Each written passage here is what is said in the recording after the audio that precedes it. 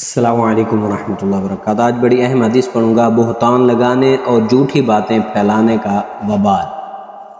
یہ تو آج کل عام ہو گیا ہے، ہم کسی نہ کسی پر کوئی جھوٹی بات یا کسی نہ کسی پر بہتان لگا دیتے ہیں۔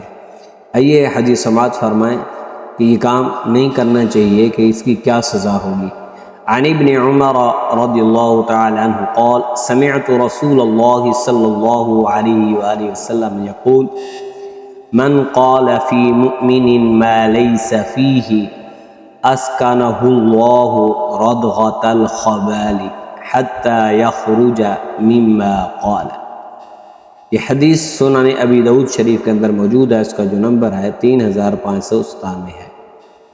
حضرت عبداللہ بن عمر رضی اللہ تعالی عنہ نے فرمایا کہ میں نے رسول اللہ صلی اللہ علیہ وآلہ وسلم کو فرماتے ہوئے سنا کہ جس شخص نے کسی مومن کے بارے میں تہمت لگاتے ہوئے یا کوئی ایسی بات کہی جو اس میں نہیں تھی تو اللہ تعالیٰ اسے جہنمیوں کی پیپ میں ڈالے گا۔ یہ کتنی بڑی سزا ہے۔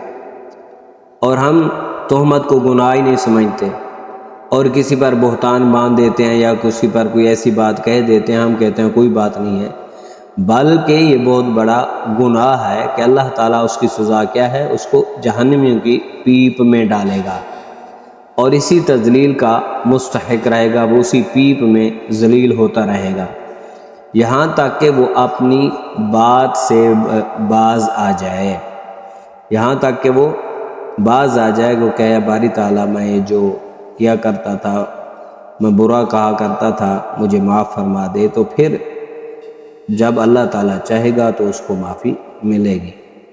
تو دعا ہے اللہ تعالیٰ ہم سب پر اپنا خصوصی فضل و کرم فرمائے، ہم سب کو اس حدیث پر عمل کرنے کی توفیق عطا فرمائے۔ کسی بھی مومن کے بارے میں کوئی ہم ایسی بات یا بہتان یا تہمت نہ لگائیں، بلکہ ان کے بارے میں اچھے گمان کریں کہ وہ نیک لوگ ہیں، وہ اچھے لوگ ہیں۔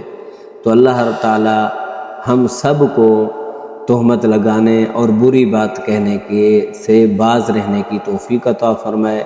اللہ تعالیٰ ہم سب کو گناہوں سے بچنے کی توفیق عطا فرمائے اور ہمارے صغیرہ اور کبیرہ گناہ